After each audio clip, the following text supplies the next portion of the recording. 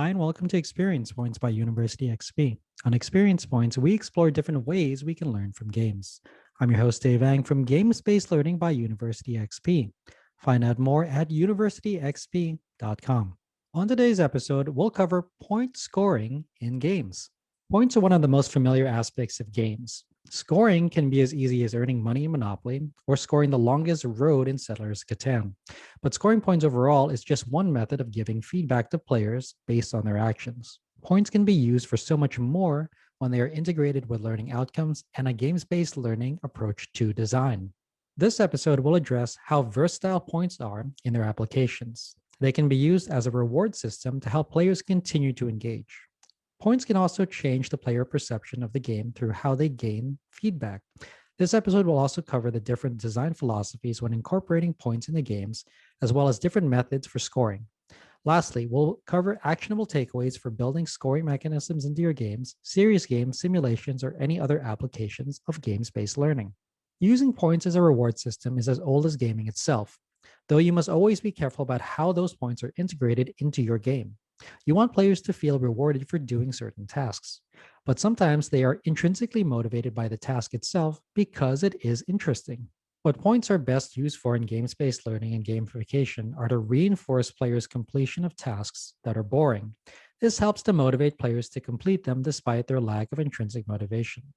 Assigning points to their completion helps reinforce why they should complete them, though why they complete those tasks often feed into players' perceptions about points. Perception of points is crucial for players' feedback loops in your game. So is scoring. This means that it's important that your game's scoring mechanic is well perceived by players. That involves creating a system that continues to engage players to play and motivate them to learn. To do the opposite means losing their attention and focus for their time on task and letting them down as engaged learners. Applying these units of points in games is pretty straightforward. What is often difficult for designers to include in their games-based learning project is how those scores reflect player achievements. Remember that scoring is just a form of feedback for the player. Some games give lots of them out. Las Vegas is a game that is renowned for awarding players points in the form of $10,000 increments. Most of us use points as a way to measure who has won the game, but you don't have to always abide by that mentality. You can always turn to other formats. This includes racing other players to achieve set amount of points first. In addition, you can scale points as the game progresses. Let's look at this in the form of a board game that takes place in a series of acts. Perhaps in the first act, taking an action awards players X number of points, but doing the same action in the second act gives players twice as many points. Your reasons may vary for why you do this, but the increase in scoring potential continues to motivate players to engage. In addition, you can examine the granularity of scoring. Point Salad is a game whose namesake is based on the sometimes derogatory comment made by gamers for other tabletop games. To be a point salad game means that seemingly everything and anything that you can do earns you points in the game. Though that is not necessarily a bad thing, being purposeful in the granularity of your scoring approach is a good design choice. Lastly, it is no fun for players to continue playing a game when they have no hope of winning or otherwise improving their position. That's when hidden scoring can help you. By making specific scores apparent, players remain engaged in the game in order to see their progress. But games like Stone Age hide a certain element of scoring in cards drafted by players. Some games can end in big swings based on the hidden points contained in players' hidden hands. Through these design philosophies, you can also consider different methods for players to earn points through their in-game actions. One of the most basic ways that players can earn points is by taking actions emphasized by the designer as point-making activities. For some games, you earn points for selling an item. For some classes, you earn points for turning in a flawless assignment. Otherwise, another way that players may earn points is through leveling up. This is another method of credentialing players as they move through their player journey in your game.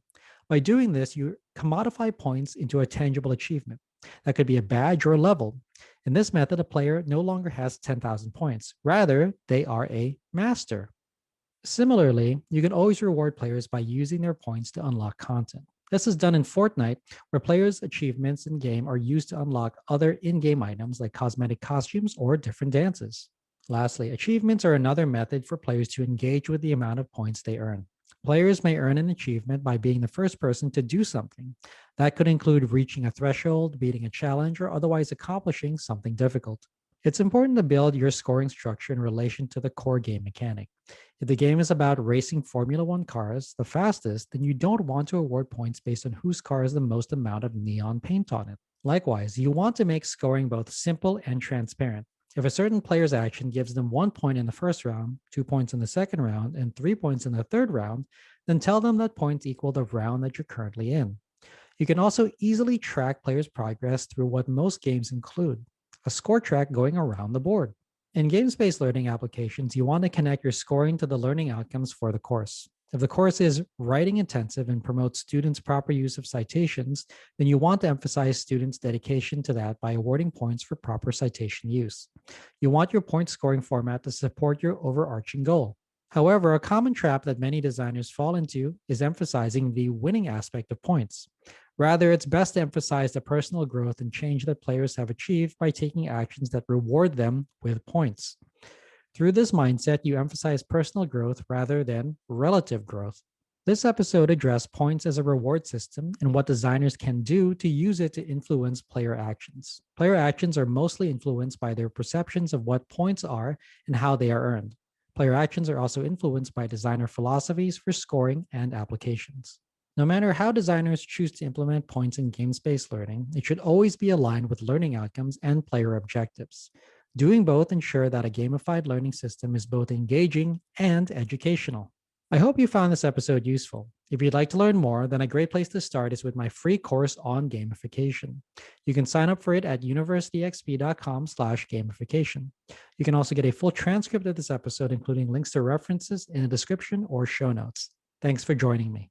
Again, I'm your host, Dave Ang from Games-Based Learning by University XP. On Experience Points, we explore different ways we can learn from games.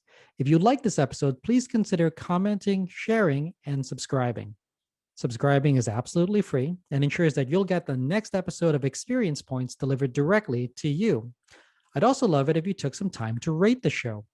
I live to lift others with learning, so if you found this episode useful, consider sharing it with someone who could also benefit. Also, make sure to visit University XP online at universityxp.com. University XP is also on Twitter at university_XP and on Facebook as University XP. Also, feel free to email me anytime. My email address is dave@universityxp.com. Game on.